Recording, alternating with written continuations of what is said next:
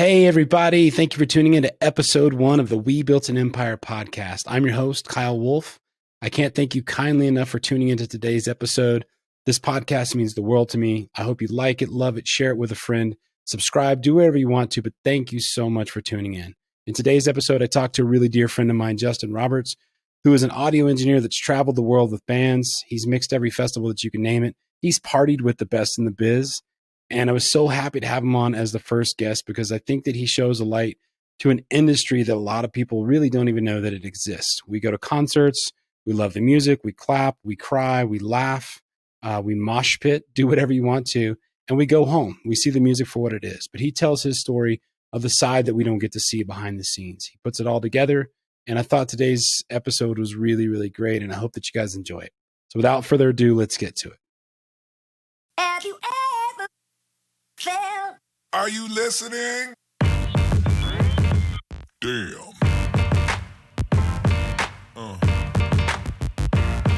Yeah.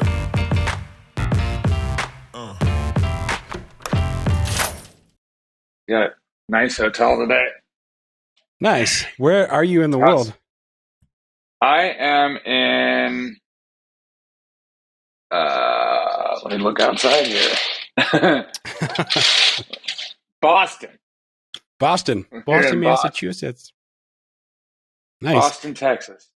Can you hear everything all good? We're gravy?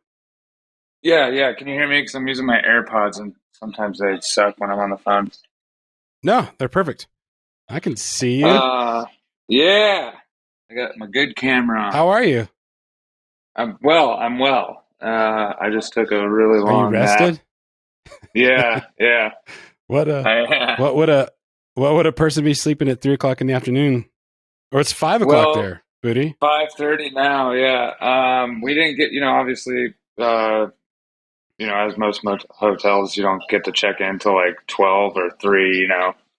So our buses didn't leave the last show spot until I think 6 a.m. I was already passed out, but you never really sleep well on those buses. Like they start moving, and you lay on your side, and you're just kind of doing this throughout the night. It's not really good sleep. It's got to be like a car sleep or worse because you got 6 other dudes with you.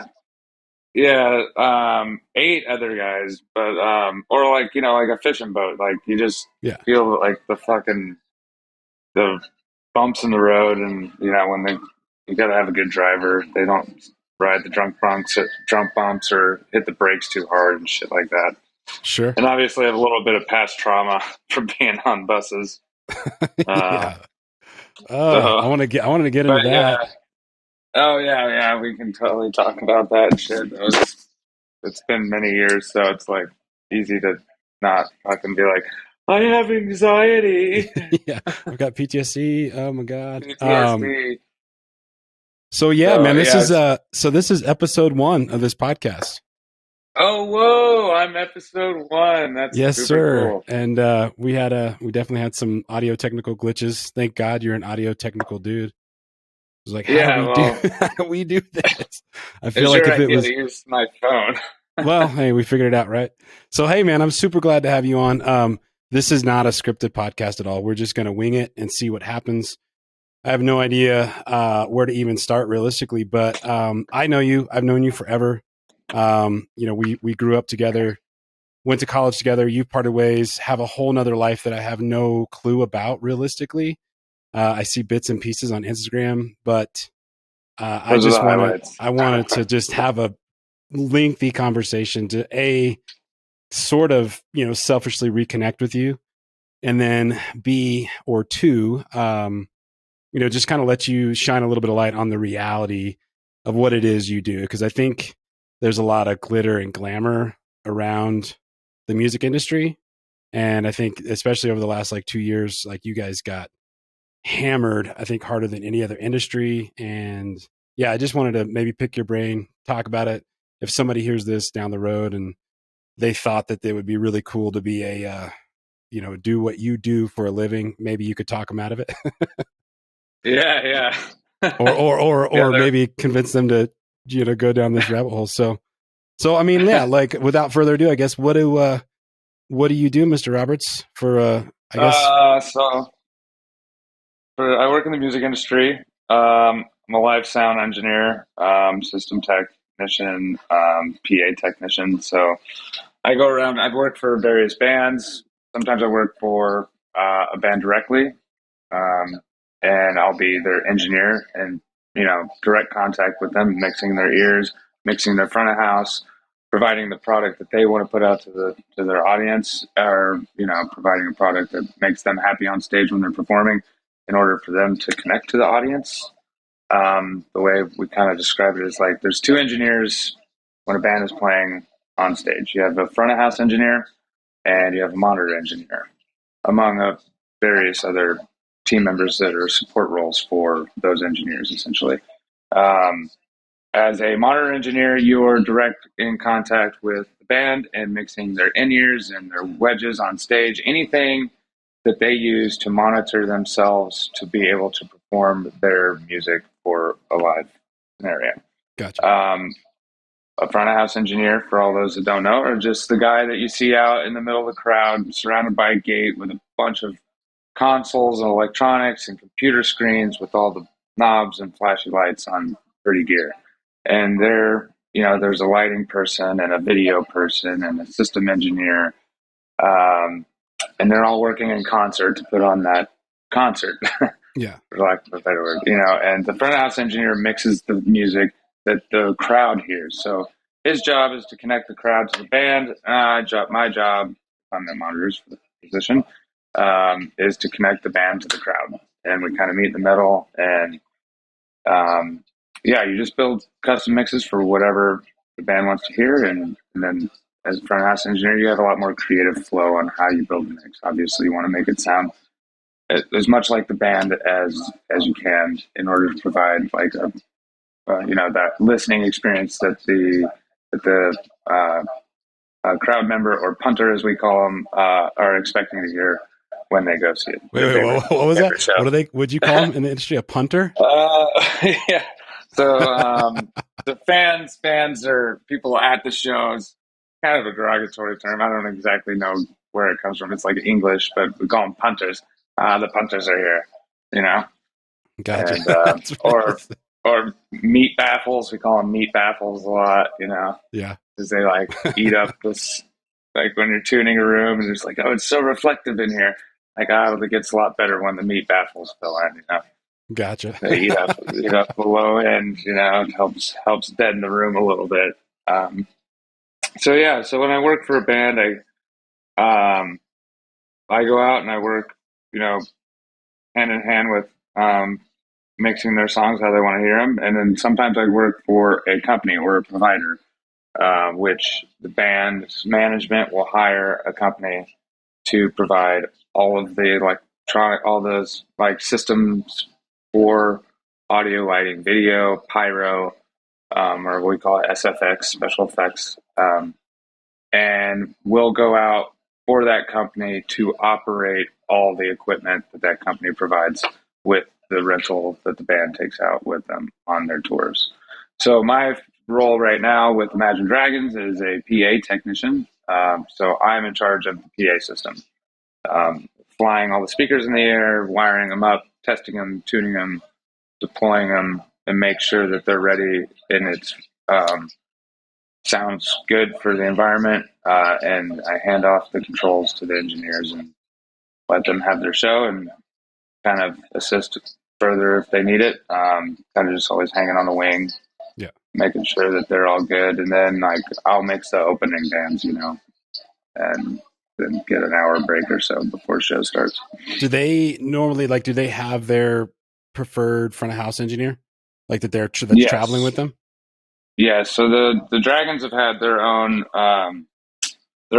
two engineers that have been with them for about 10 years, and their own guitar tech and drum tech. They've all been with the band for since they were starting off in Vegas. It's a small touring act.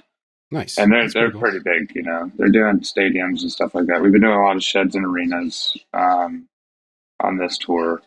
A handful of stadiums involved there. I think tomorrow we're playing the baseball stadium. Oh wow, that's awesome. So what does that look like from? I mean, because a lot of like I know in the past, like you've done front of house, you've done monitors, you've been a lighting tech for some big bands. We could talk about that a little bit later, but like from doing the like being in charge of the PA system, like what does that look like? Because if you're front of house, you show up maybe an hour or two, band comes into sound check, and then you come back out whenever they're going on stage. But for you, what does that look like for like a day? Like say show starts at 10 o'clock. Are you there? Like what's that look like? My load in, we call it chalk time. So we'll go in first thing in the morning. Usually I'm there at 5:45 or 6:45 in the morning, and we're there with the riggers, the guys that put all the motors and steel in it. Nothing in those shows operate without like motors lifting heavy things in the air from the trussing. So we'll go in and you put chalk marks on the ground for where the motor's going to go to be able to facilitate the suspension and the weight requirements for all the lighting trusses, all the points for your PA system, all the video wall. And so we show up at 6 in the morning and we're mapping out those points on the show grid. And the show grid is like the system of steel rafters and girders that support the motors that bring up all the gear off the ground as we build the show. It's all on semi trucks. We have, I think we have 13 semi trucks with us, or Holy 14, cow. 14 trucks. Who's on this tour? I know it's Imagine Dragons. Who's else on it? Macklemore. So he has 2 trucks, 14 trucks just in our tour. 5 or 6 buses for us. Macklemore has 2 or 3 buses. He might have started flying, so they might be down to 2 buses, but I know they have 2 trucks. And then there's an opening band, and they're in a van, and I mix them. Her name's King Elliott. That's her artist name. She goes by King Elliott. She's Nice. wonderful. Go check out her music. She's great. Shout out King Elliott. Shout out King Elliott. I'll check it out for sure. They're trying to get some old fashions a little later, from what I understand. They texted me. But so I didn't know that I was going to be mixing them until I was like out on tour, or like 2 days before tour. And, companies kind of do this from time to time. Bands like to do a little more where they kind of more or less hire you to do one job, and then you get out there and you're like, oh, I'm doing like 4 jobs out here. Yeah. This is a little bit of a lemon, isn't it? Sure. So after the last fireworks go off on stage and these guys say goodnight, are you immediately tearing down, or are you tearing down the next day? Oh, dude, I'm pulling subs and front fills while the walkout music is still playing. Like I'm unplugging stuff. Oh my God, dude. I wait for I have, when the show's like at the drop, like right before they walk off, thank you, good night, and the confetti is still flying in the air. We have 25, 30, sometimes 50 stagehands just waiting in the rear to be divided up into departments, lighting, video, SFX, camera ops, whatever, what have you, audio. And we'll give them, colored shirts, like audio's red shirts, video's orange shirts, and yellow shirts or lighting and stuff like that. So I go in the back and I'm like, I need all my red shirts over here on me right now. 3 you guys go to front of house. 2 you guys come with me. 2 you guys break off, go to backline. 2 you guys go to stage right. Yada yada yada. And then we can have our entire rig down with a decent loadout path and all our trucks on the dock in about 2 hours. Jeez. And it takes us, from 6 a.m. to about 4 to put it up. And when we do stadiums, it's like we usually have a build day and then a show day the next day. Gotcha. That's what I was thinking. I mean, stadiums, that stage is so massive. You probably got like huge side fills for people that are on the edges. And right, we have to fly a lot more PA. There's delay towers. Granted, I generally don't have to fly the delay towers. We'll hire another company to come in and do that. Mm-hmm. And but I'll have ground sub array, flown subwoofer array. Obviously your main hangs left and right, and then you'll have an auxiliary hang it like kind of hits the corner, and then you'll have another out hang that really like has a big J curve and kicks back like this, so you can get people up in the corners. Like we got to put some weird angles on our arrays to make sure we can cover the seats that we need to cover. Make sure everybody has like a primo experience, no matter if they're in the nosebleeds or on the floor in the pit. That's crazy. So you guys get any breathing time during the day? Like if you're done at, like, let's say show starts, I guess at 8, you're done at 40, you get to like get out of the stadium, or you sitting there just playing hopscotch with everybody? Yeah. Else? The stadiums are like, you're kind of stuck in the stadium. It's a big infrastructure place, and like, everything's like timed down to the minute as far as how the day is operating. Sure. This has got to be up by this time. And as soon as this done, these guys are on and it's down to the minute. Like until doors open. So I usually, I get about like an hour, 30 minutes to an hour to kind of kick off to go to catering. While like Macklemore's checking and stuff like that, and or whoever the opener is, and then I'll come back, mix the opening band right before doors, or like get them a little bit of a sound check if you can. Sometimes they don't even get a sound check. We run their stuff in the console internally, monitor it with our ears while people are like flying in the door, and I'm like, sorry, it's part of the gig of being an opener. Sure. You get crazy.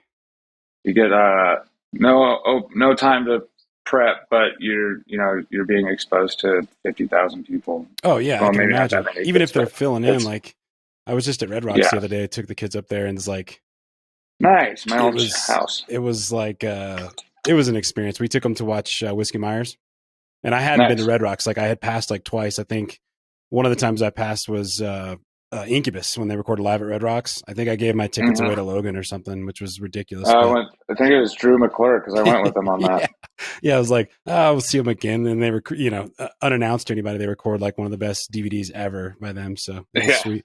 But it was cool. Like we took the kids up there. I had never been. Simone had been a handful of times. It was an awesome show. But that opening act was, they like basically did like classic walkout. I think they were sort of sound checking as they were opening up gates, and you could hear it was like towards the 6 of 8 opening songs, like the mix was finally there, coming together. Yeah, so and that's like a poor engineer, and I've been in that situation before, where like you're just buried in the desk and you're like, God, this sounds like crap. But I haven't had a sound check.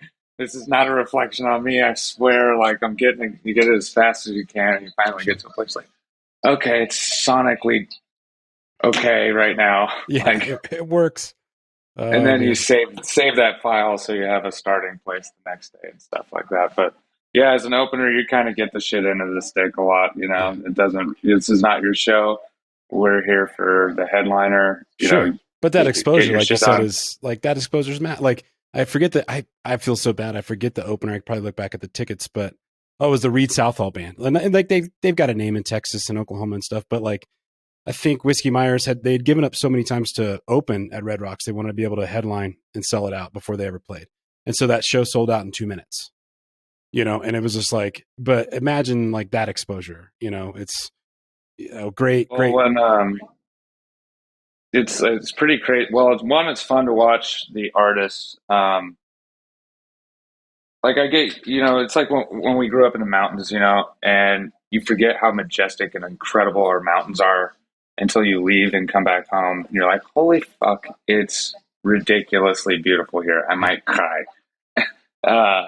Well, I mean, I do these big shows all the time. It's just my job, and I'm at work, and it doesn't really register to me all that much. And sometimes it'll be a particularly loud crowd or something. We're like, wow, good crowd tonight. But other than that, it's like, I put up a mental block at the front of the stage. I don't even know those people are there. Yeah. I just do my job, and I see, these artists who are opening come up, and just their eyes like this, and them coming off stage like crying, like, oh my God, thank you. That was like the best mix I've ever had. I've never had an experience like that. And it's like really special and awesome. You're like, that's why I pulled these long hours, because moments like that for sure. That's cool. And you get to, experience that with the artists, especially when you're mixing monitors, Sure. because you're their safety net they go out there a lot of the time just fucking shaking in their boots, like freaking out. Like, Sure. I mean, especially if they're new and they get this crazy opportunity or they've never yeah, been in a crowd. I mean, yeah, like I couldn't even imagine like opening up. Well, I mean, anywhere, like this opening act that's touring for these guys, like, holy moly, like, yeah. It's just, yeah, it's an unbelievable experience to be out there. I mean, I've had like weird moments, like on stage where I've like kind of felt what it might feel like a little bit to have that power in your hands with a microphone. sure. Like I'm a monitor engineer, so when we're doing like big festivals and stuff like that, you're in front of 35,000 to 80,000 people, and I'm out there on deck like ringing out wedges. Like when I say ringing out to people who don't know, ringing out wedges means it's like I'm taking a microphone and I'm going 2 1 2 and like shoving the microphone into the wedge to make it feedback, and then I have an iPad that controls my console or something, or I have someone driving my console for me, and I'll call frequencies and I'll make sure nothing's feedback on stage to the artist, so there's no surprises when they come on stage. So I'm out, like for instance, I'm doing this number on a set change in South Korea at this big huge festival, and there's 40,000 people. Out in the crowd. And the thing about Korea and Japan, especially, when you do a set change, it's not like American festivals or like UK festivals, where like the punters, the crowd, like sit down, like cross-legged, very polite, and like do not make noise. They're all queued up. They're like in rows in the crowd. Like it's not just like chaos. And they're just sitting there patiently and quietly waiting for the next band to come on. And like when the next band will come on, everybody will calmly stand up and clap like this and wait for you to start playing. And as you start playing, then they'll start cheering. Oh, But so like, I'm doing, checking the stage, 2 1 2, 2 1 2, 2 1 2, 8 1 2, fucking ringing wedges out, calling frequencies. And all of a sudden, like I hear like a couple of crowd members like stand up and go 2 1 2, and I'm like 2 1 2 8 1 2 8 yeah 1 2 8 yeah, and then I hear 2 1 2 8 yeah, and it's like a thousand people are doing it all of a sudden, oh, and then wow. it just like at one point there was like I had to be like 10,000 people all going like echoing me 2 1 2 2 1 2.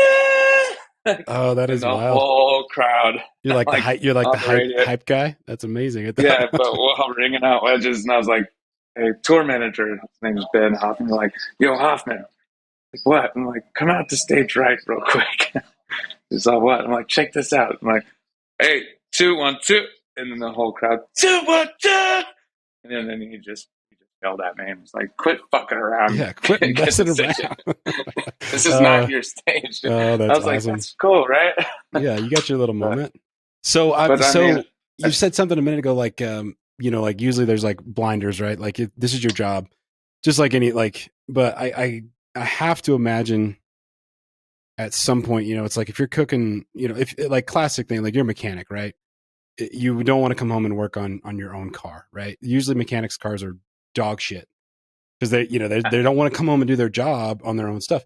So it's like for you, like when we first went to school and kind of embarked on this whole musical whatever it was supposed to have been, and so now that you're doing this as an actual career, this is your job.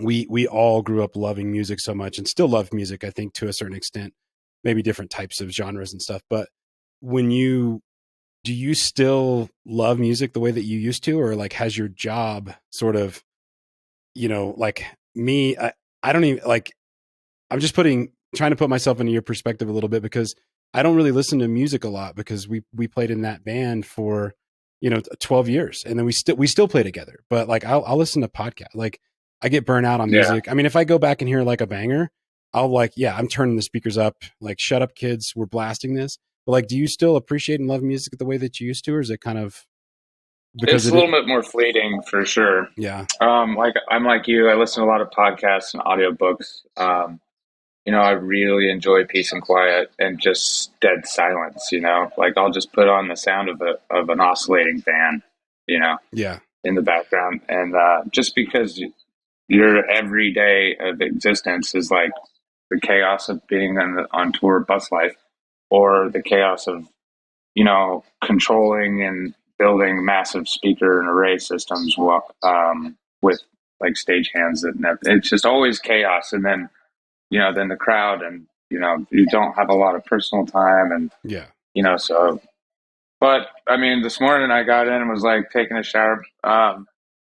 And the opener from King Leon, the keyboard player, she made me like this playlist, the Spotify playlist. We found out we had a lot of similar. She's like obsessed with Circus Survive. Oh wow, crazy. So she made me this like playlist, a bunch of cool music on it, and I just was like flipping through it, like, oh, what else she put on there? And there's some good stuff. But All Your Friends Are Gone by Circus came on, and I just like was just listening to it on my phone, like off the phone speaker, but immediately it was like pulling out my Bluetooth speaker, and I'm listening to this on loud in the shower right now, and like Sure. I forgot how fucking much I love that song, where it like Yeah, made hairs stand up on my neck, and that still happens. And there's still moments on stage where I'm like, not the biggest fan of the band, but like they play one song and the crowd reacts a certain way, and that gives you goosebumps for sure.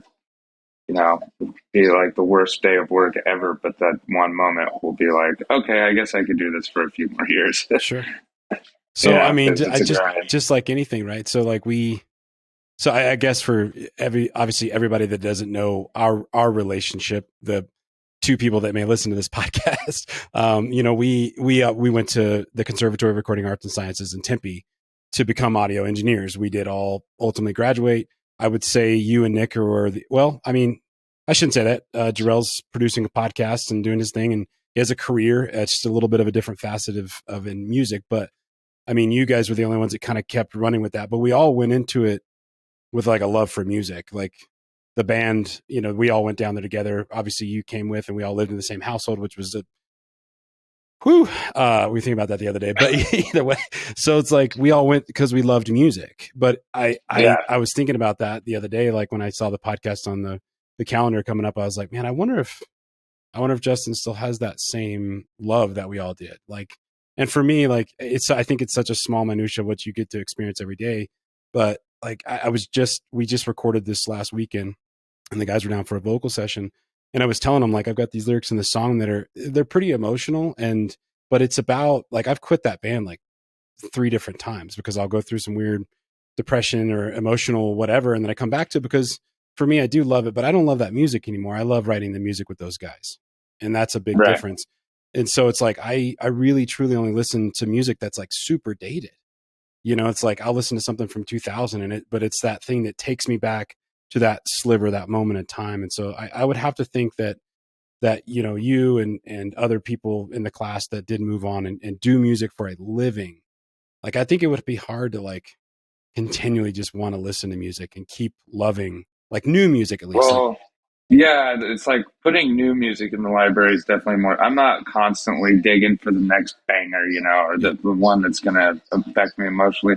The ones that affect me emotionally are like you're saying, like hits from our past. Like, I mean, they weren't hits back then by any means, but they were fucking special songs to us. And sure, yeah. They were like songs that got us into this business, and I'll put that stuff on and wholeheartedly like listen cover to cover on a record, down the road, like driving by myself or something like that, or like just sit there and air drum like as hard as I can and like turn my stereo up as loud as I can and be like, this shit fucking slaps. I do that. I love seeing somebody in a car, like at a stoplight, just either air guitaring, like ripping the biggest solo, or just drumming on the steering wheel. And I'm like podcast, like something stupid, like some comedy podcast is playing, and I'm looking over, I'm like, oh, I know the emotions he has right now. I can taste them. I'm like, definitely that guy sometimes. Like just fucking ripping Tool as loud as I can, trying to keep up with Danny Carey. Yeah. But in your head, you're like, every beat is on point. I'm hitting it, man. I'm hitting it. I'm in the pocket, bro. Oh, that's so awesome, man. But I'd say the one thing, I mean, I lucked out because it wasn't just music that got me into it. It was also, I was like a total nerd for taking apart speakers and electronics and shit like that, Yeah. which kind of made sense, you know? Like, I love taking apart electronics, but my parents were always, I was always asking for a stereo for Christmas, and I'd immediately take it apart and try to build my own boxes and like wire them up to like my, remember those like fucking TV VCR Yeah. combo things with the Yeah. RCAs on the back, you know. I like figured out how to make like RCA adapter so I could get audio out of that thing into my stereo and made like surround sound in my room for that tiny little fucking TV. Yeah. And I ended up like drilling holes into my parents' ceiling and shit and like putting speakers in them, and they were pissed. But Yeah. Oh, dude, if but they Jonah were did that, I also would like, beat that's his kind of ass. badass. Oh yeah, Yeah. I was so grounded. Yeah. But Like they're we like, that's appreciate your efforts. Like we can see the enthusiasm, but don't dude, that's our property, man. ever. That's Like, awesome. Oh, that's amazing. What was I going to say a second ago? Slipped my mind. So I saw you a few months ago at Courtney's wedding.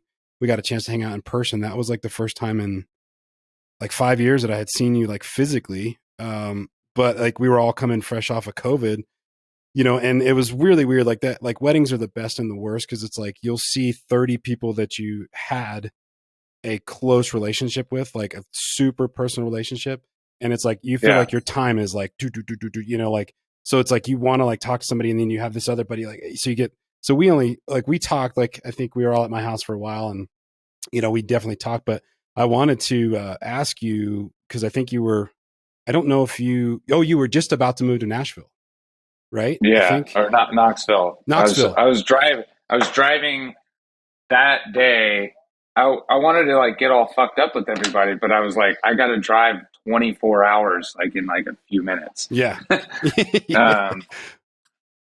um, so that I didn't get hammered, which is probably a good thing. I don't really like to do that anymore, but yeah, I think I barely made that wedding too because I went and did the was it Blues and Brews or Blues, something yeah. like that or Bluegrass, no, Blues and Brews in Was Telluride, and I like caught every road closure possible through on the way to, and I like ran through the woods and like sat down all sweaty like right as Courtney was walking down the aisle. yeah. Oh, that was awesome. And yeah, I made it. made it. I made it. Shush, Yeah. shush. Yeah, keep it out. But no, but yes. So you were moving, but you had taken like a huge, bit of time off, obviously because of COVID. But I couldn't remember like if you were moving back or if you were moving out to Knoxville to get back into the industry, or if you were getting out there to kind of take a breather. And then like we didn't talk for probably I don't know 3 or 4 months, and then it was like I think the next thing I saw was like you like mixing or hanging out with Tenacious D. And I was like, oh, is Oh Goody yeah. back in the industry? So like, I wanted to ask you like, hey, I want to get into it, but you know, like the COVID, there we Well, go. that It took a huge hit on you the guys, but I wanted to just have you, I mean, like your industry, like the gig industry was so affected by that. And like, I just wanted yeah. to talk to I you. had What did it you, was it's pretty traumatic. Like yeah. I mean, in the before COVID, I had a house gig at this place called Mission Ballroom in Denver, which is a 5,000 person indoor venue, amazing, brand new, state of the art, everything. And I was also touring with a couple artists. I just got back from doing a little run in South America, like I think Bogota, Peru, Mexico City, a couple festivals in Mexico, LA. I got back to Mission Ballroom immediately after, and was doing Dwight Yoakam. That's what it was. Dwight, and he came out on stage and was like, "This is the last show in America," and I was like, "The fuck is he talking about?" Yeah. And everybody's like, "Where have you been? Like, the world is ending," and I had no idea what was going on at that point. And then I got COVID, um, and I just remember I was like really, really tired the first time I got it. And I Mm. just was like lethargic for like 2 weeks. And I was like, I've been on tour for like 11 months before and not been this tired. when I got off of like a 2-week run. So I went to the doctor and like, I have COVID. But it shut everything down so fast. It was like I had contracts lined up all year. I've got like sick to my stomach. I didn't know what to do. I didn't know where to get money from. Yeah, I think COVID kind of all went by in a blur. I converted my truck into a camper and like drove it to Mexico and drove through the desert, had some solo time, and was in a relationship at the point, which is why I moved to Tennessee, to be honest, to put as many states as possible between me and that person. Yeah. Um, I went to. Sometimes you just gotta drive. I was like, yeah, I was like, Just fuck it. wow, Yeah. wow. People can do that to each other. That's insane. I am leaving. It's like it was like there's a dust trail behind me for sure. But let's see. I went commercial salmon fishing again to Yeah. like kind of make up for it, and that kind of saved my ass. Was that just recently? Was that after you went to Knoxville? No, it was last year. Oh, okay. Before, so I got back in August from commercial fishing, and had like this whole life planned out, and got home and walked into a really bad situation in my home, and was like had to leave immediately, essentially, and packed my shit, and like called my mom, and she was like, "You come visit here for like a few days and get your head straight." And I came out, and she was like, "Well, why don't you move here?" And I was like, "You know what? Fuck it. I need to start over." Yeah. And I went out there, and as soon as I got out there, I was having job offers left and right. So it was for the better. And I just wanted to start over somewhere where I didn't know anybody, and I can like focus on just work. And you know how Durango is with all the friends and stuff like that. For anybody who's listening, all 4 or 5 of you so far, yeah, our hometown is. We grew up with a lot of people that we love to death and have known for 28 years. But if you spend too much time in that world, you'll kind of get sucked into the mountain living lifestyle pretty easily. Yeah. And it leads to a lot of wheels spinning, metaphorically speaking. Sure. And at least in my personal experience, like we're always down to come back home and I always miss it. And then I get back and that lifestyle starts taking over again. And I'm like, I need to get the fuck out of here because I'll turn into a lump on the log. Yeah. It can definitely be a very comfortable, easy life if you allow it to, which I mean, sounds great. People are probably listening like, why wouldn't you want comfort and ease? I was like, well, you're broke. Yeah. You drink too much. Yeah. You're living with 4 people. There's 5 breweries between here and home. We should probably stop at each one just to check out the new coal shit they've got, or, so I should say comfort and ease, can have a downward spiral. Yeah. But so after COVID kind of hit, I mean, cause I don't think you had done any stuff at the wedding, at least when I saw you, but like, did you fixed up your truck, you made it into a camper, kind of went on this life expedition for a little bit. I think like a lot of people did during COVID. But I think like some of us, we had a lot of time to reflect because we weren't working. And I know myself in my head, like there was definitely times where I was like, what am I doing with my life? Like, what do I want my kids to see? What kind of life do I want them to have? And does all this peripheral bullshit matter? And so it's like, I think a lot of people almost like about faced and changed career paths, and talked to a lot of people that did go back into the same career, maybe reluctantly. But did you have a little bit of like being away from the gig environment for so long, like going back into, were you anxious to get back into it? Or did you think about like, do I want to do this? Like, oh, for sure. Yeah. I was like, just the way everything evaporated overnight. I went from like having the best year of my life financially on the books to evaporating, in thin air like that. And I remember sick to my stomach and I had no backup plan. And I, not long after that, my mic box and my show Lenovo laptop got stolen out of my truck. Someone broke the window, stole my shit, and tried to steal my stereo. And that was like kind of the point where I was like, fuck this. Those are all my mics that I've been buying since audio school, Sure. I had really nice microphones in there, 414s, MD421s, RE20, expensive things that took me a while to accumulate that I used all the time. And after that, I was like, I give up. What am I doing? My parents were right. I should have gave up on this long ago. And I definitely, I'd see like a live performance on TV during COVID and be like, I don't miss doing that. And then, but it was like when they were televising everything, people like beeping in their cars instead of clapping their hands and cheering, Yeah. We lost Booty. Technical difficulties. Yeah. No, I mean, going back to that show with the Boston's at Ska. It is very strange. Like, I've only been to, since COVID's let up, we went to that first show with the kids, the Whiskey Myers show, and it was very, I think, emotional for so many reasons, because I was taking my kids there. It was the first time I had been to Red Rocks, and we live 5 hours from there. It's probably one of the most prestigious venues, at least like its kind in the world, maybe.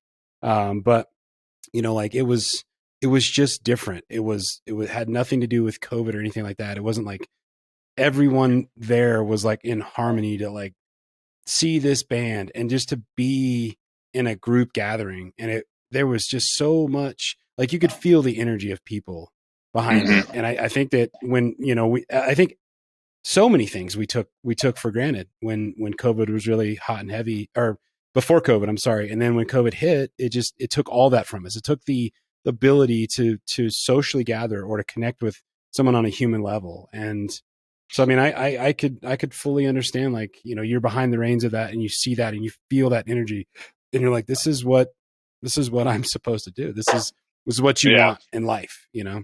Or maybe it's not the only thing you want, but so that's awesome, man. It's a sense of pride at the end of the day. It's an instant, tangible,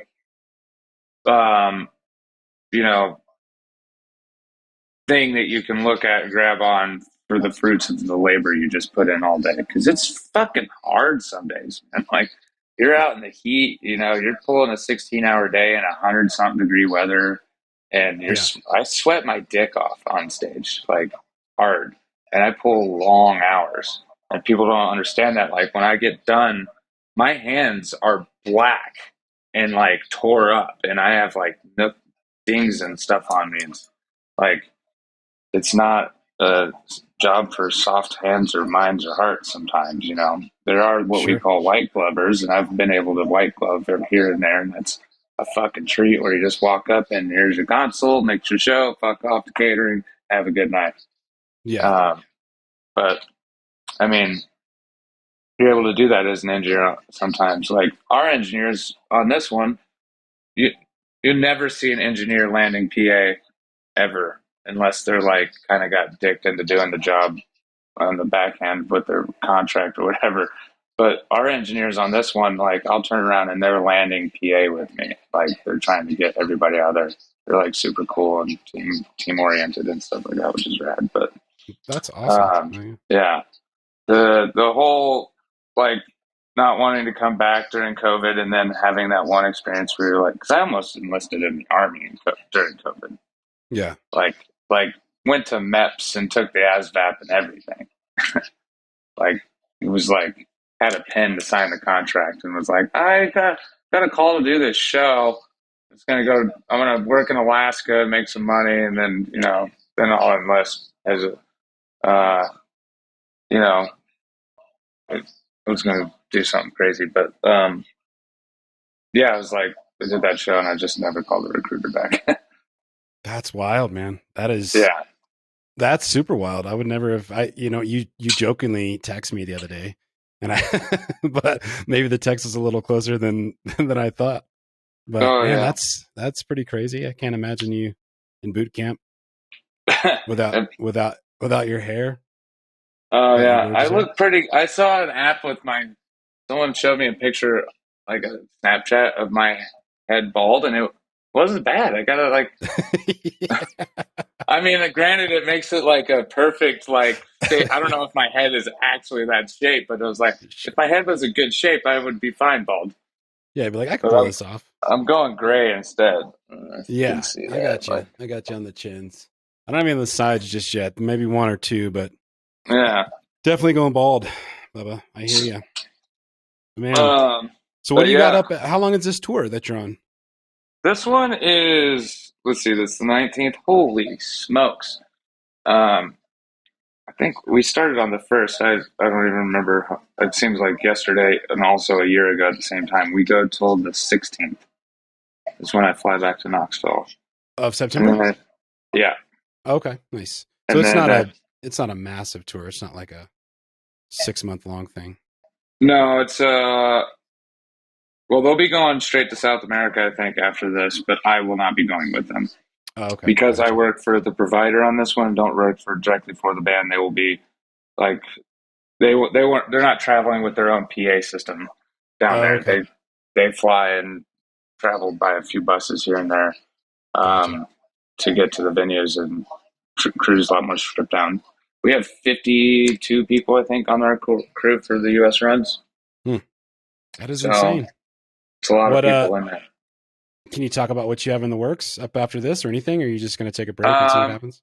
no, I think I'm trying to work nonstop. Like after everybody's wedding this year, um, I just I keep we're talking, but we have all these friends that We are just all of us, talking. That's all we're yeah, doing. yeah, like Kyle or not Kyle, but Mike and Kevin got married 2 days apart from each other in two different states, and I was not going to miss those weddings. Sure. And I took off some work to be able to do that. And then I had a family reunion, went to Alaska on a cruise ship. And then I was with a band who shall not be named, but I really like them. That their management kind of ghosted me, so kind of screwed me out of some work that I could have been booking myself on if they'd have just like told me in advance that they weren't going to hire my position. Um, So that's how I got onto the Dragons. I called my management, was like, "Hey, this band is like missing in action," and they're like, "That's messed up. You want to do the Dragons?" And I was like, "Sure." And then I think they got me lined up for potentially um, Fluffy, the comedian, Gabriel Iglesias, Oh, nice. That'll be and a kind just of a doing the trip. same Have you things. done any comedy shows before? I've never done I mean, I've set up comedy shows at Red Rocks before, but Yeah. I know that the gig is pretty easy. You don't Mic and have a to monitor? fly subs in the air. I mean, he does Yeah. like stadiums and stuff. Like he does Dodger Stadium and shit. Oh, geez. Yeah. So he's like on the level of like Kevin Hart kind of status when it comes to comedy. Yeah. Um, Dude, that's crazy, man. Like I'm just sitting here thinking like, I mean, I know you said there's like, I'm like starstruck by you, and obviously you're not a star. Maybe you are in your own eyes, but you're not like Not at all. you know what I mean? but it's really cool to know, to have seen like us, like total dorks at Crass. And then I'm so glad to see you have stuck with it and built a life out of it. So, I mean, like, it's crazy, like literally to drop that name. Like I'm a huge comedian buff. Obviously, I know Fluffy, and many of the other people that have toured with him before.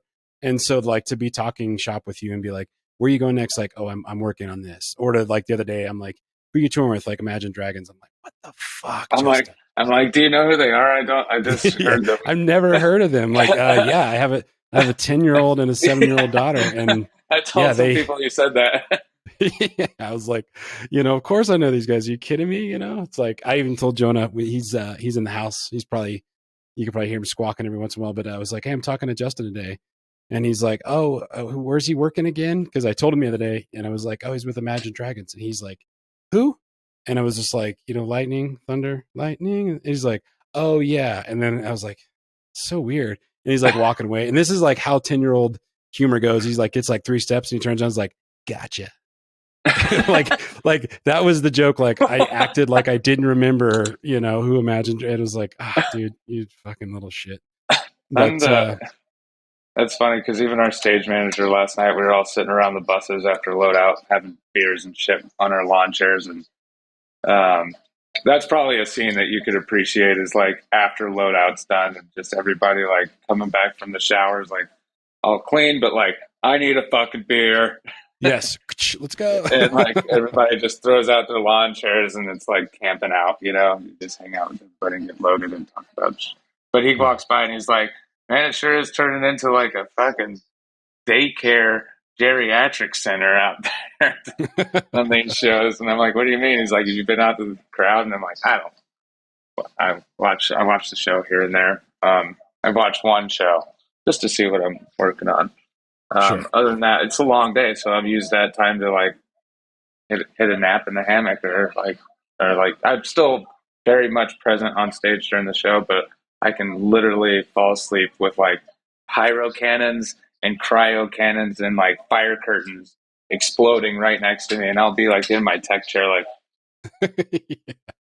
I've seen some photos. I'm like, I can't tell if this is staged or if he's like legit sleeping. And I'm like, it kind of looks like he's fucking sleeping. Like I will there's sleep. thousands of people in the background. I'm like, what is that?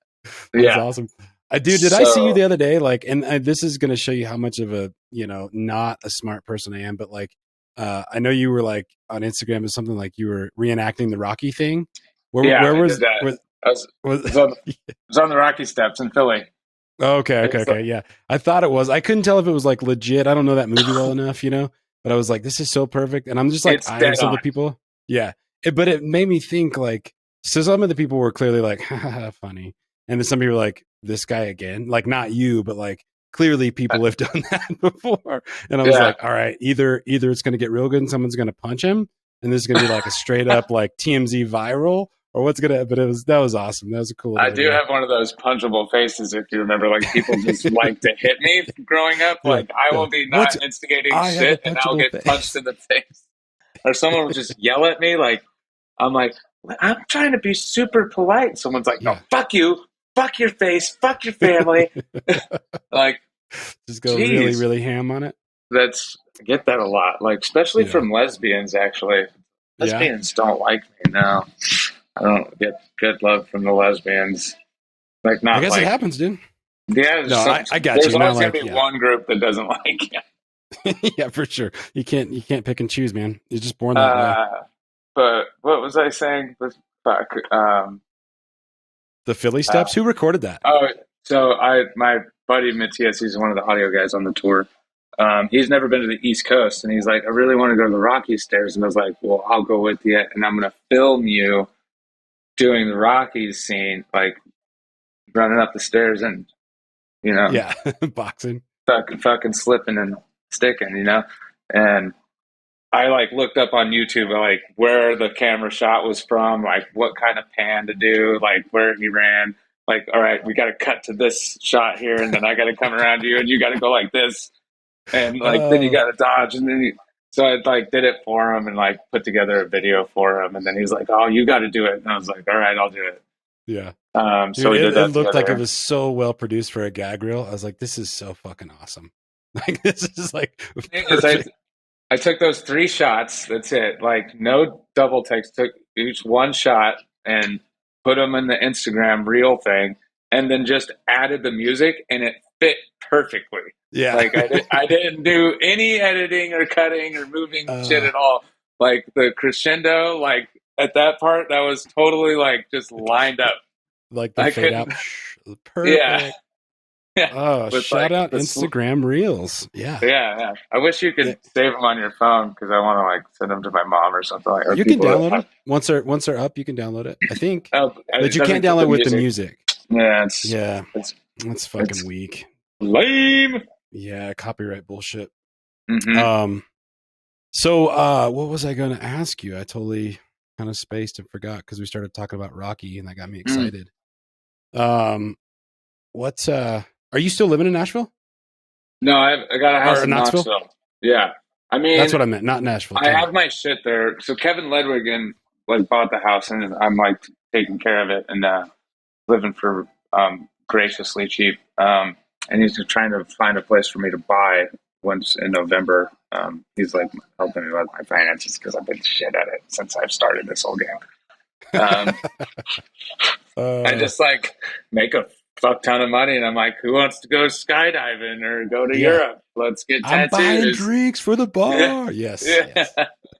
I'm that asshole. Yeah. So is it not very is it desirable for if somebody hears this podcast and they like are like legit considering going to Crass, or no shade on Full Sail, but I wouldn't go to Full Sail, but whatever. If they're considering this and want to do a gig in live sound, like, is there money to be had? Is it a good living? I don't want to know what you make, but like, I mean, is it a doable living for people?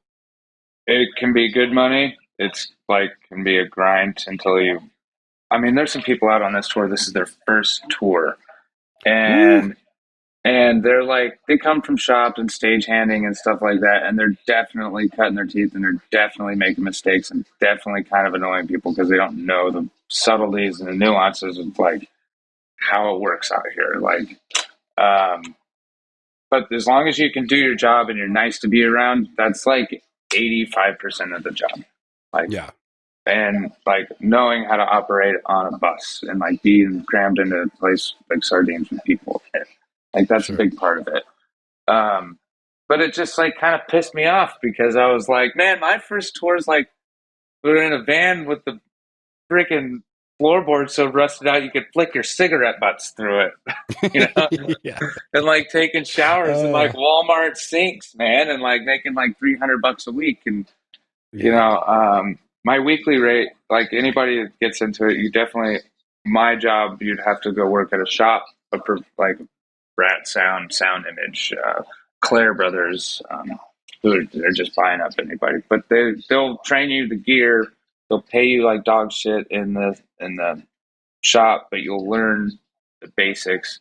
I would suggest anybody who's like wanting to do that route, like go to your local venue. If you know anything about sound, try to do local sound gigs where you're doing the monitors and the front of house and blinking lights around and shit.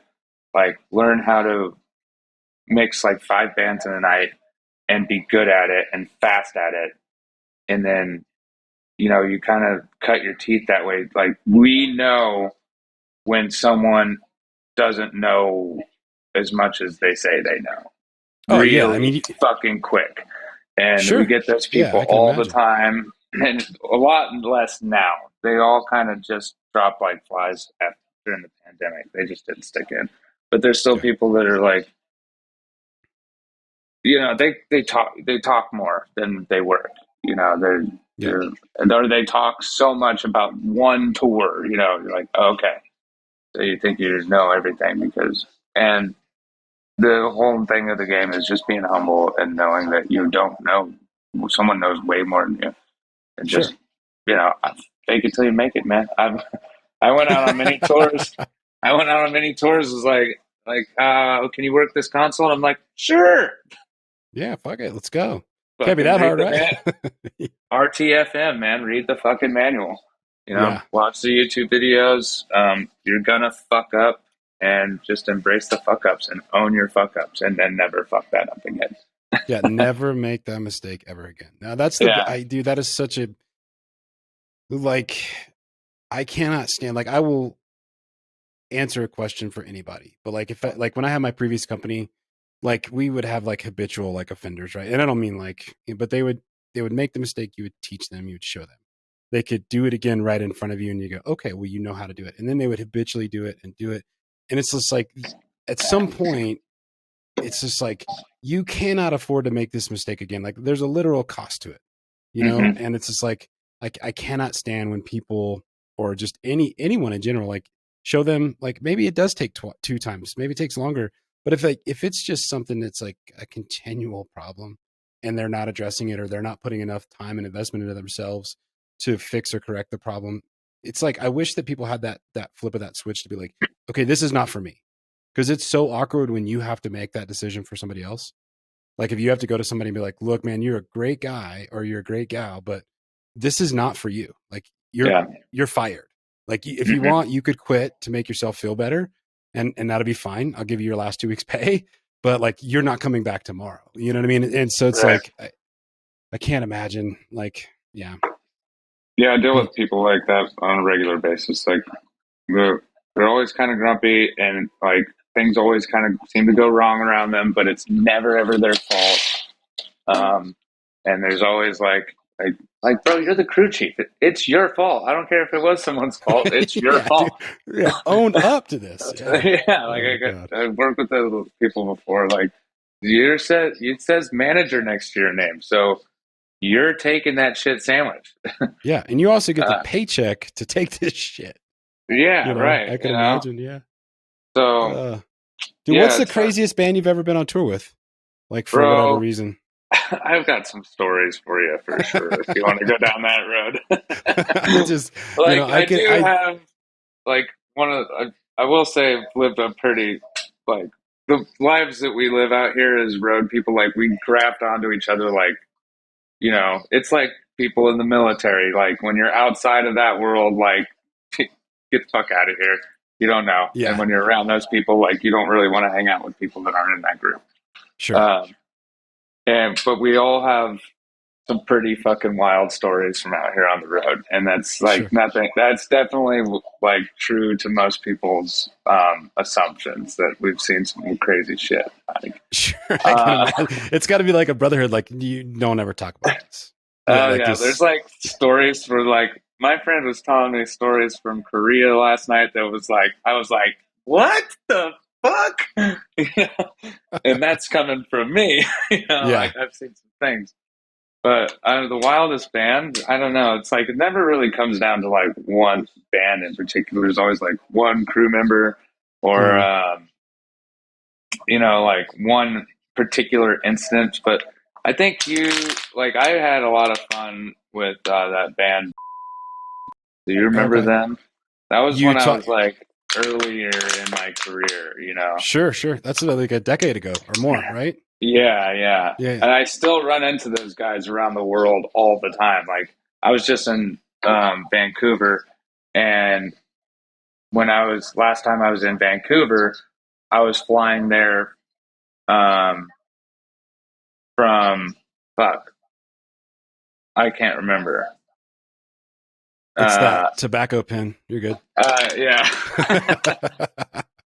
But anyways, like we got stuck down in baggage claim because one of our crew members didn't tell anybody that he had a DUI, and he got held up in customs. And I ended up becoming a guitar tech on that tour because he he got sent back to the United States and fired. But Gotcha.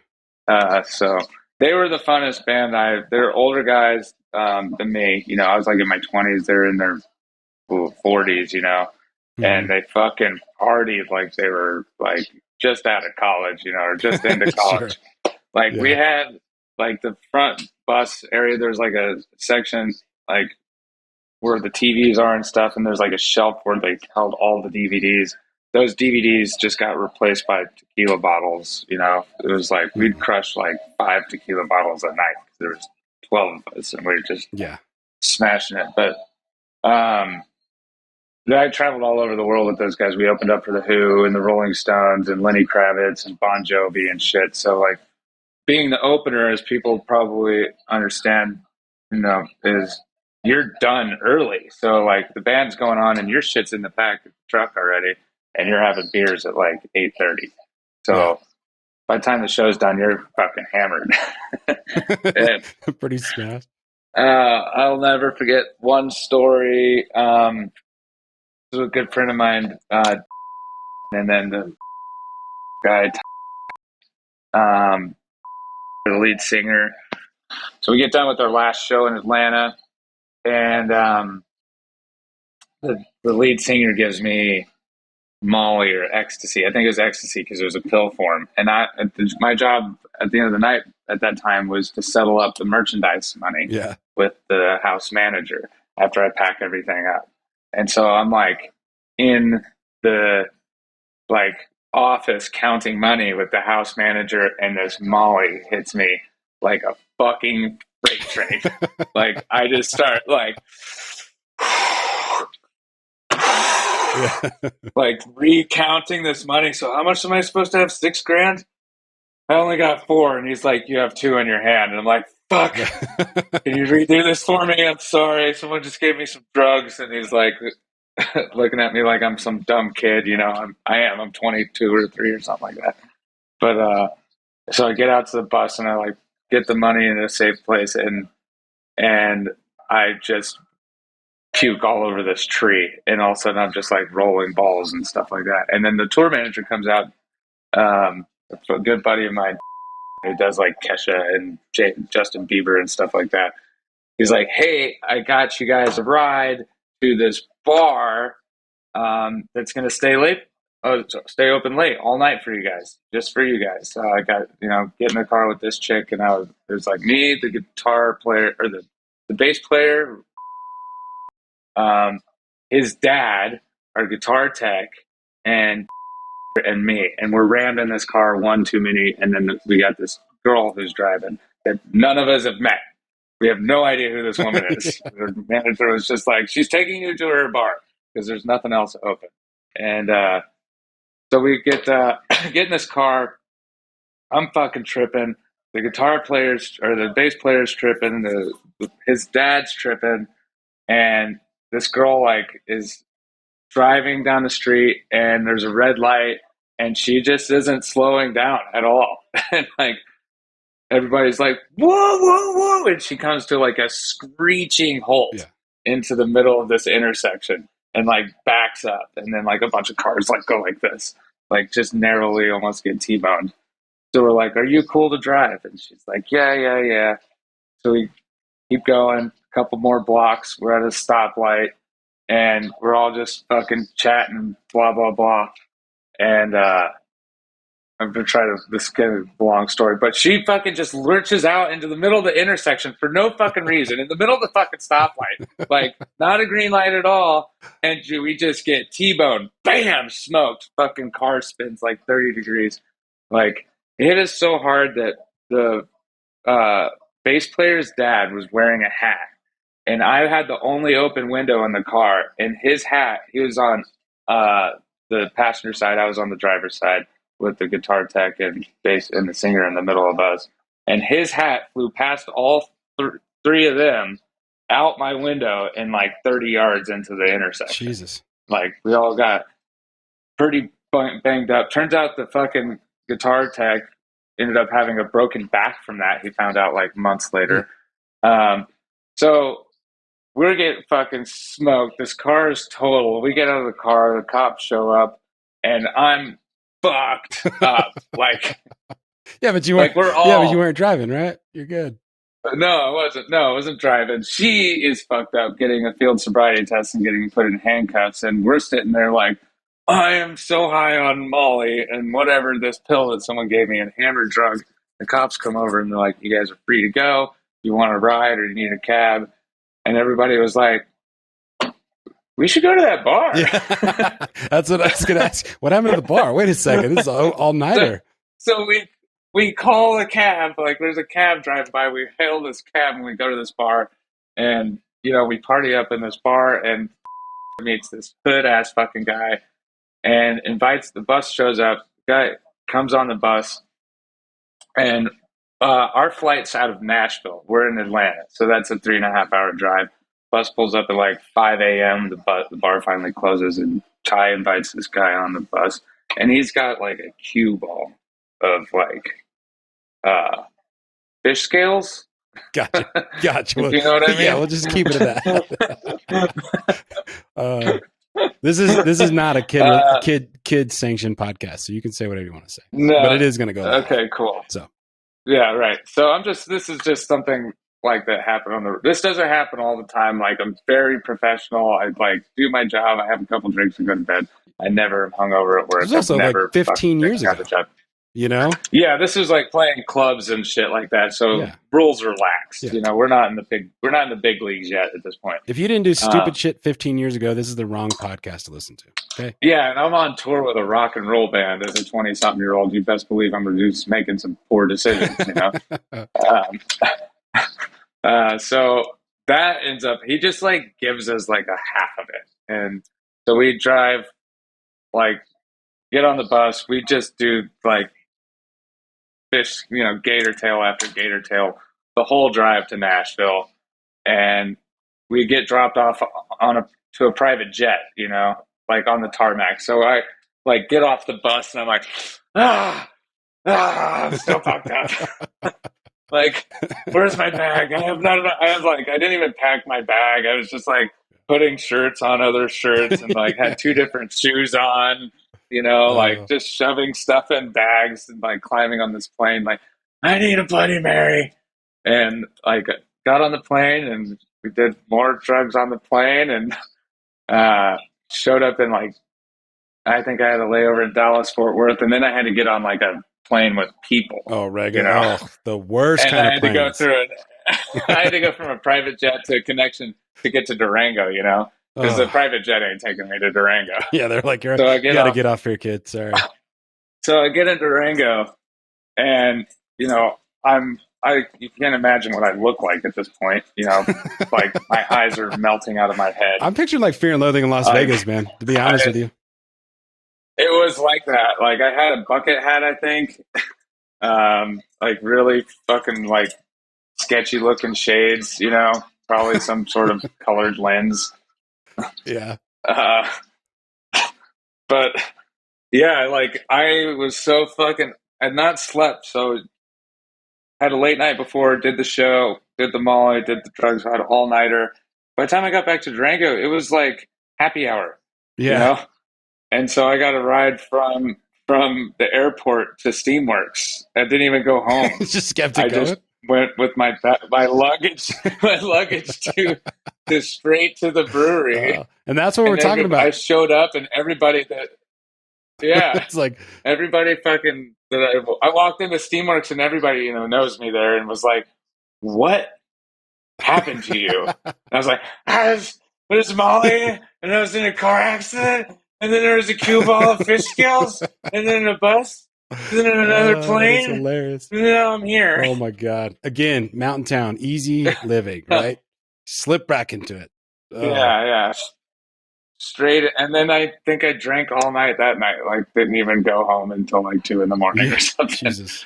So I was like unstoppable back then. It Yeah. was not good for my liver. The good thing that thing They regenerates. say like every 5 years, you should be able to just go Um, off on, a 1 year bender and it'll recover itself. That's what I've been told.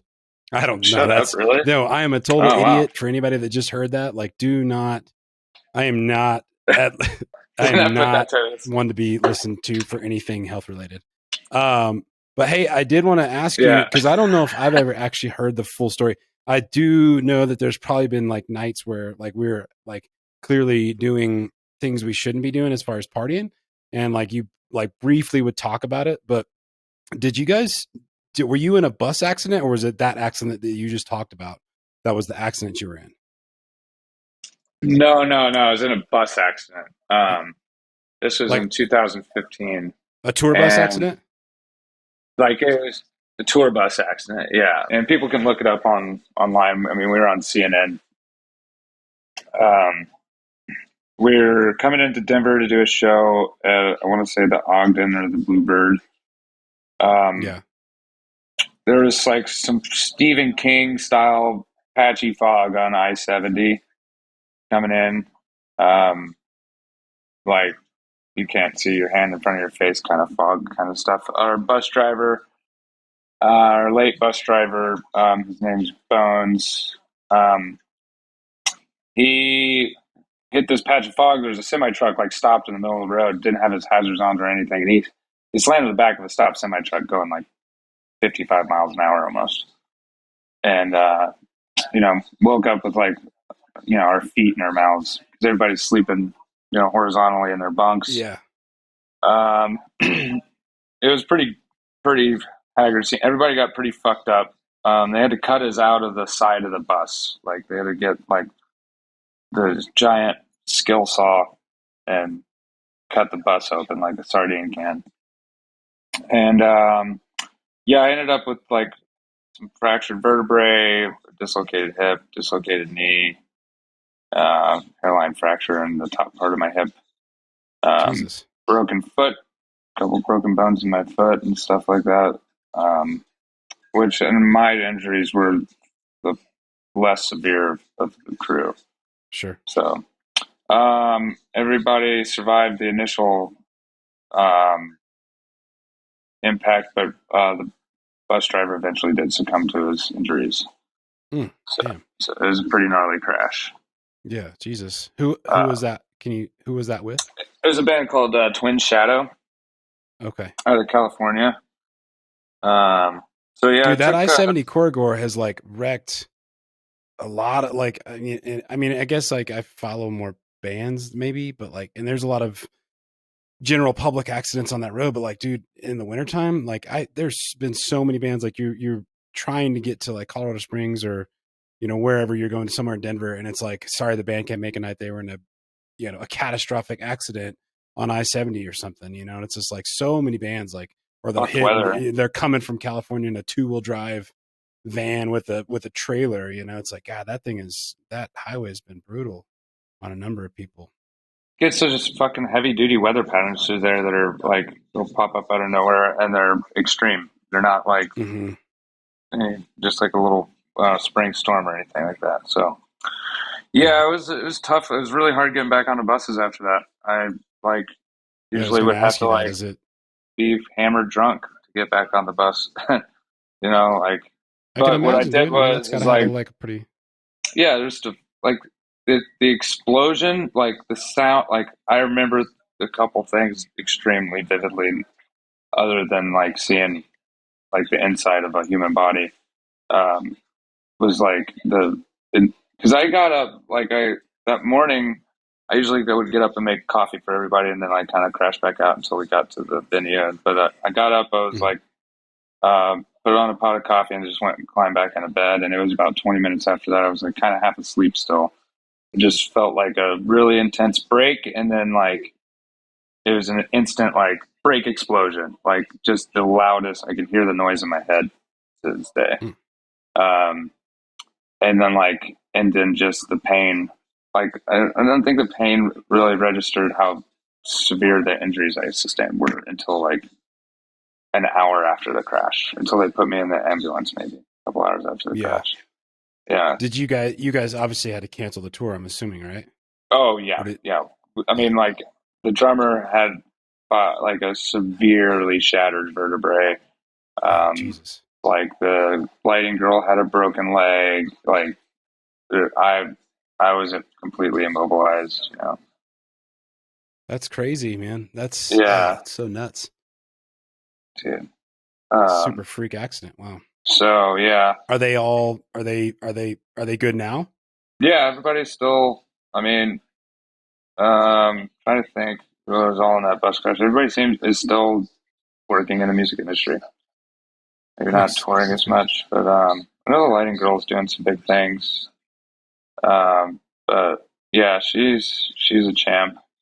Everybody kind of took some time off. Like I had to get back on tour like pretty much ASAP because I didn't get. I still owe money from that bus crash. From I the got hospital bills? yeah, like that's like we all kind of got screwed because the insurance. And I'm not going to talk about all the legal stuff, but the bus company was now out of business. I can talk about, but they were supposed to be insured for $5 million, and they were only insured for like $2 million. So the people with the most substantial injuries got most of the money, and I ended up owing some money, Yeah. and I sued like everybody. But it's been a real hindrance to some things over the years. But yeah, I just like started touring again, and like I just made sure I slept in the same bunk that I was in when I crashed, kind of like get back up on that horse kind of mentality. And now I'm fine. Yeah. I don't care. Yeah. Tell people about it, and they're like, "What the fuck? I saw that on the news." I'm like, "Yeah, that was Yeah. me." Yeah. Oh, dude. Yeah, man, I'm pretty sure I would have some, I'll have to like, like I some. don't like, I've never been in a major, and I am so knocking on wood immediately as soon as I've never been in a major vehicular accident. And I just don't know if that was me knocking physically on wood, but, man, I don't know how I would handle it. Cause I don't like other people driving anyways. I'm comfortable driving just because like all the years of like touring and like having a job where I've got to drive, hour and a half one way. Like I just, so like if I was in an accident, I think with somebody else driving, I don't know if ever let another soul drive ever again. So like, I don't think me personally, I don't think I could sleep. I wouldn't want to sleep on a bus without having Yeah, ever had an accident. So like, when I don't know. God, I I, couldn't do it. I don't think so. I definitely try to get to bed and asleep before the thing starts moving at 6 a.m. or whenever it is. Sometimes it leaves Sure. at like 2, and I try to be like a little bit inebriated before that happens to help me relax, but it still gives me some anxiety for sure. Right. I think it's been enough years that I've kind of let it slip away, and it's just a story that people bring up from time to time. And I'll send you some pictures of that crash. You know, it's pretty. Yeah. Well, that's been so like, it feels like that's been so long ago, but I know that it was like, it wasn't really, in the grand scheme of things, it was only what, 5 years ago, maybe no longer, I guess. So you said It was 2015. 2015, yeah, so 7 years ago. Yeah. That's freaking wild, dude. I know. So I have a question for you. Cause like, I mean, we all went to the same recording school Mm-hmm. and I tried to come home. Inevitably I was married before we went. I had bills. Life kind of made it to where, when you're starting in the industry, I would think for most people, you make garbage, if no money. And so I had to like kind of do other things to like, I've got to pay a car note. I've got to do this. So I ultimately did just go back to work and kept playing music, but stopped working in the industry doing live sound in the Yeah, recording you had a studio, stuff family, like you that. know. But I mean, so I think my experience with it was different, but your experience with having gone to school specifically for audio engineering, is it worth it in your opinion to do something like that to get into the industry, or is there a way to do it without doing that and getting all that debt, or is it like an absolute, you need that knowledge before, or you said a minute ago, like working in a shop, like if you're going to do live sound, like you can go in completely and learn how to, fly equipment, right? I mean, is there like being in the industry now for, when did you graduate? 2007, 2008? So for 15 years, you've been in the industry. Yeah. Do you think that if you had to do it over again, would you go to school to do it, or is there a way I, now? you know what, I would, yeah, I think that's a no-brainer for me because there's things that we learned in school that took a while for him to click in my brain until I got my hands on and was getting my feet wet in the industry. And you can always tell. I mean, at this point, at my level, people have been doing this, these gigs for a really long time. But like when you're starting off, um, you can tell the difference between someone that's just like worked in like you don't know what like signal flow is. That's a huge thing that's hard for people to get their heads around. It's troubleshooting Sure. and signal flow. I think this school gives you a great foundation for that. And like knowing circuitry and knowing ohms and resistance, that's huge. It's like you don't learn that shit into a shop. No one's going to teach you that stuff, but you need to know it. Um, you if you want to go this non-school route, you're going to learn how to plug stuff in. You're going to know what an NL8 cable versus an NL4 cable is, but you're not going to know why we wire amps with NL8 and have a pin swap on one end and then use an NL4 for the rest of it. You're not going to know why. You just know that we do it. So Yeah, you're not going school's to know very, the details. You're just going to.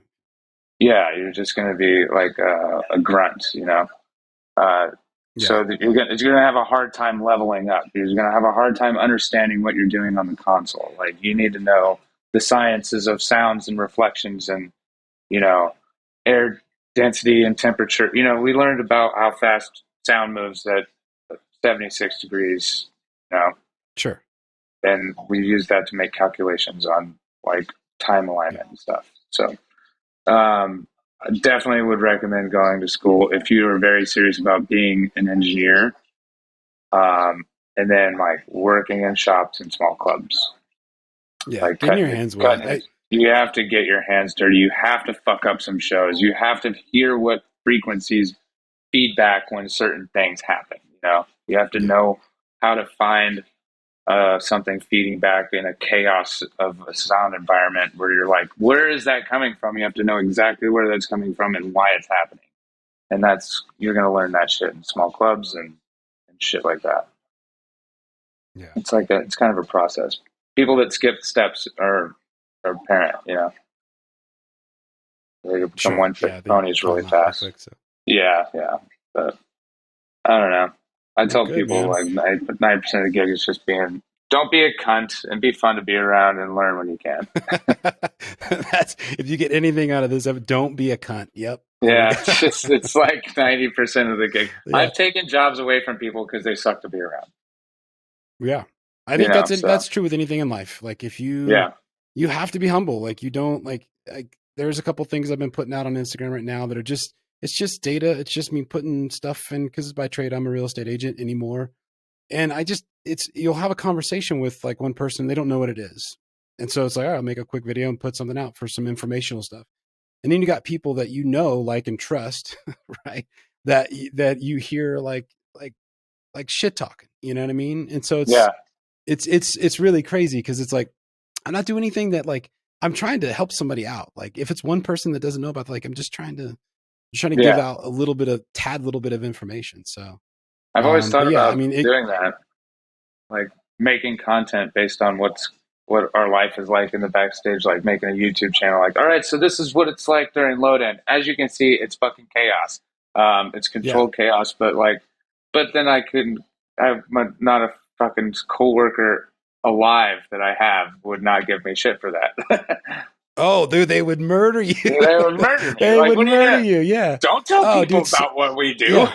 What? No, what you giving away Dude, trade secrets? No, no. yeah. But but the thing of it is like it's like you start to realize real quick that even though you're putting out that content and people are kind of hating a little bit, people are going to always hate, but you still have to be humble. And so Yeah, people see you doing stuff and they're like, oh, he thinks, he's omniscient or something. He knows everything. It's like, no, that's not what by no means am I saying that I know everything or even anything. I'm literally having these conversations to learn something from somebody. And if I'm not learning, it's more or less me talking in kind of this therapeutic manner of like just having a conversation with somebody. It helps me, because I mean, I've definitely struggled with depression and all this other stuff. Like it's a very selfish thing to do this podcast for me or put out content because it's like self help, And so it's like I'm not trying to act like I know everything or anything, but I guarantee at some point somebody's going to listen. There could be a 30-second sliver where somebody's like, "Oh, that's," and it couldn't have it may have nothing to do with audio engineering at all, or touring or anything. It's just like it's just putting something out there that someone could maybe pick up at some point in time. You know what I mean? So if people are going to hate on that and they act like they're your friends in person and they're not, it's just like whatever. Don't be a cunt. yeah. The thing is, I fucking love teaching people. I love showing people who are like hungry and interested in something. If I know a lot about something, fuck yeah, like you got a couple minutes, I'll show you how this works. Like you want to go Yeah, through some signal flow real quick, I'll show you exactly what I'm doing on this console. I have nothing to dude. hide here. I know Sure.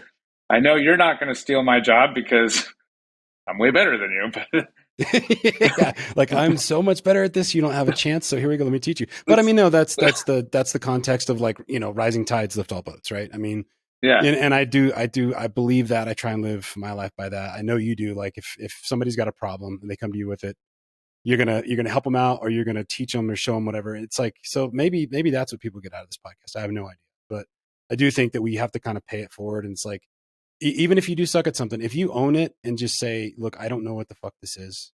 I'm sorry. I know I'm failing right now, but like, could you just show me and please try and help me? And if that person on the other end of that, on that, that request actually shows that person, I guarantee that moment in time will forever stick with that person who's learning if they have gratitude and they're humble. Now, yeah, if of they course. 2 years later go, oh, I know this trick. Let me show you. I invented it. Like, you're just a prick. Like, no, but I would, Man, go fuck they'll yourself. still, they're lying, but they remember that moment when they learned that. They So I still think, know who you are for sure. I yeah, mean, I've gotten out of some serious situations from going up to the fucking Who's engineer and being like, "Hey, man, from the humblest place of my heart, I'm about to get fired. Could you hold my hand through this process real quick? I've never mixed an arena before." like, sure, mate. Like, come back yeah. after catering, all right? Like, all That's right, crazy. nice. Dude, But I I, still cannot believe that. Like some of the names you throw around and I'm like, God, this motherfucker. I know him so well and so on such a personal level. It's amazing to like hear things that like some of your really, really good friends have done. And you're like, that makes me feel good in my soul. I'm glad you're back to work. I'm glad me too. COVID got kicked in the teeth or whatever, wherever we're at in the phase of COVID. I'm glad you guys are Yeah. back there.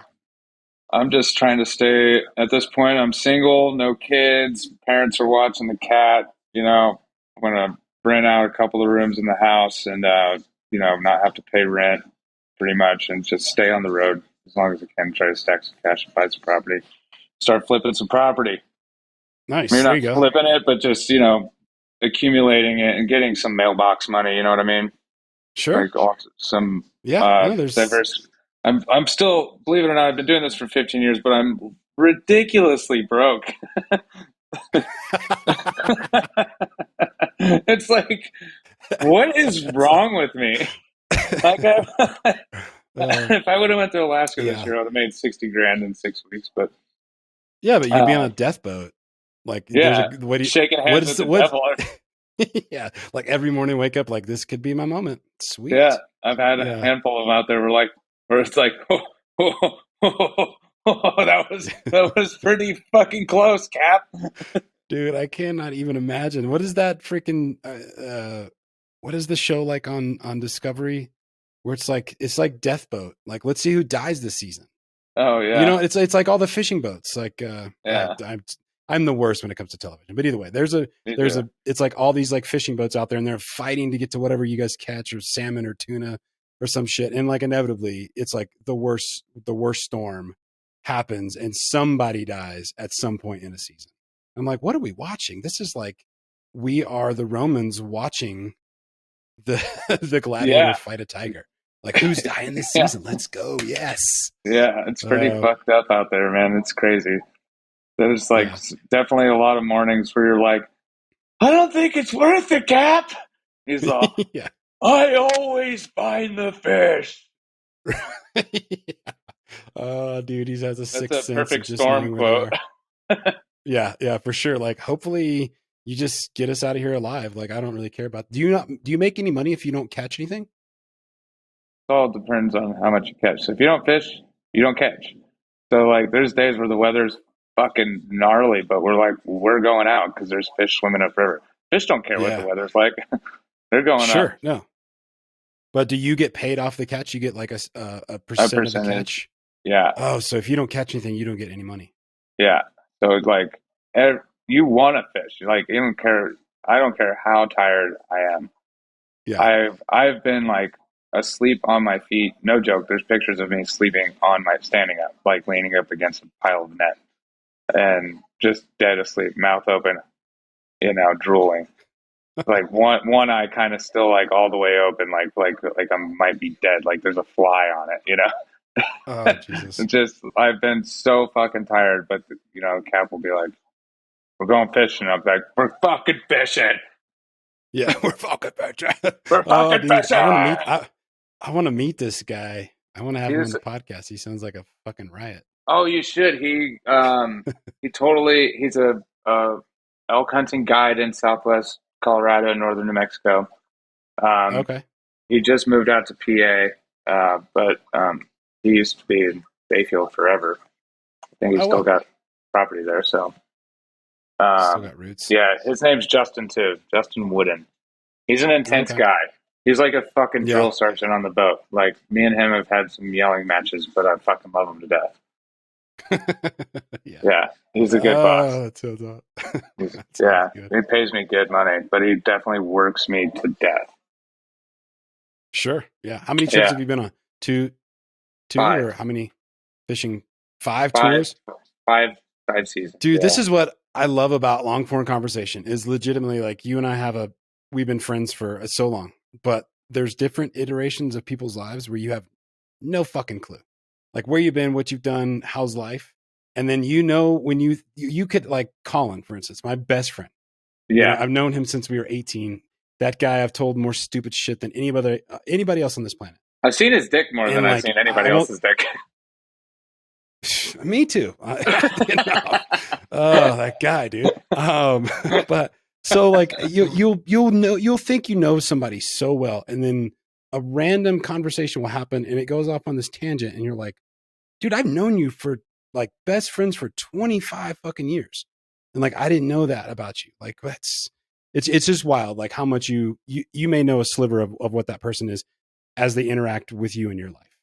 but you know so little about a person's holistic life. It's just really cool. It's awesome to talk to somebody in pretty great length to be like, wow, I didn't know that. I had no fucking clue. So. When I do have the opportunity to do that with old friends or even like new friends, like, last night I sat and I love just asking people questions about their life. Like, I got these new engineers. I've only done 8 shows together. So I'm shooting this shit with the front of house guy last night. And I just, I wanted to know his story and his process of how he got, how he got to where we're at right now. And it's like, his story is totally different than my story, but we're on the same fucking tour together, and like his process to get to mixing one of the biggest bands in the country right now is like a lot more surprising than you'd think. He was like a club guy for a long time and just had a studio and just knew the right dude and he just has a great ear kind of situation. But like, just like I really enjoy just asking people questions about themselves and just like get them on a spot where they can talk, and like engaging with someone and really, really listening. I don't feel like people do that enough. Really, they're not just like waiting for their turn. They want to talk to like hear themselves. Yeah. Yeah. And just like I don't do they're that. nodding. They're doing like this. And this is a cool thing that you're doing because you'd never catch me like having this long form discussion about what I do or what it's like out here or anything like that, unless we're like getting drunk around a fire or something like that, But I've always thought like, well, yeah, man, but that's, like I don't want to be that guy that's like, yeah, my life, everybody should know about me, man, but I'm like, there's like things about this lifestyle I think would be worthy of sharing with people that are like fun and like people would enjoy hearing about, like, cause there's just aspects of the road out here that like would, no one has any fucking clue about, like how much work people put in, how many people work so many long hours just so some ding dong can play his guitar on stage for an hour and a half. And like some people, and it's very bizarre. If you're an alien creature, you came down to Earth and you saw some dude making a bunch of noise with like this hollow stick with strings on it, and a bunch of other humans going, woo, when he did it a certain way, they'd be like, what the fuck is up with these monkeys, man? Yeah, what's going on with these guys? And they still have genitalia. What's up? Yeah, but that's the weird magic of music. It just makes people do weird things. And I always thought that people should know a little bit more about what goes into making that kind of environment happen. This is cool. But I would never. I think somebody's going to hear this and it's going to hit them a little bit and be like, because people just go to shows and they want to see the music, they walk away. They have no idea what it takes to actually put it all together to where you can hear a reproduction of whatever they recorded on their album live. There's a lot of work to it. So I was super happy to have you on. And I think, yeah, we should, I think, hold on. I think my headphones are starting to die. Can you hear me? Mm-hmm. Okay, cool. Yeah, I think it'll be good for people to hear what it's like out behind the scenes sometimes. People are always like, I want to go backstage. I'm like, you don't want to do that. It's just like a bunch of fucking tired ass grumpy people like, today was rough. Yeah. Let's go to catering. Aggravated at the world. Yeah. No, we're all pretty happy. No. Yeah. No. Everybody's pretty happy backstage, but there's nothing like exciting going back there except for like, people sitting on computer screens and like being very, very good at their job. It's a lot of everybody that works back there has been doing it for a really long time and they're really good at it. And it's technical shit that has to happen in order for those kind of shows to take place. So, people should know what their ticket price is for. They're like, people complain about ticket prices sometimes. I'm like, you know how much fucking infrastructure has to be assembled for you to go to that concert? Well, 15 diesel trucks? Jesus, that's insane. So yeah, Well, cool, Booty. For I think I just called you Booty for the first time on the show. So, anyways, like we as really close friends sometimes call Justin Booty, but either way. And we So Kyle, if somebody, Kiko. so if somebody Yeah. wants to get a hold of you online or like follow your sometimes ridiculous Instagram page, where could they find you at? Do you know your So Instagram handle? I have an Instagram handle that's just like technical stuff, like job stuff. Yeah. And it's pictures of shows and stories from the road a little bit. It's called JL Roberts Live. Just my name and then live. And then I have a J_BTY live, which is kind of just personal stuff. And I think Cool. they're both private at the moment. But you can request me. Yeah. I'll accept you. Yeah, No, yeah. We'll be friends, maybe. no So. bots. Well, no, but trying if to somebody get me wanted to reach follow out to your you, OnlyFans. Yeah. yeah, Yes, reach out. If anybody wants any advice on how to get into the industry or venues that may be a good starting place to start cutting your teeth at, or just like technical advice on how to set up a system. Give me a call. yeah. I'm really good at nerding stuff out over the phone with people. That's awesome, man. Well, Yeah. thank you, Justin. So good to have you on, brother. I appreciate Thanks you. I for love doing you. this, Kyle. We'll talk soon. Have you ever felt Are you listening? Damn.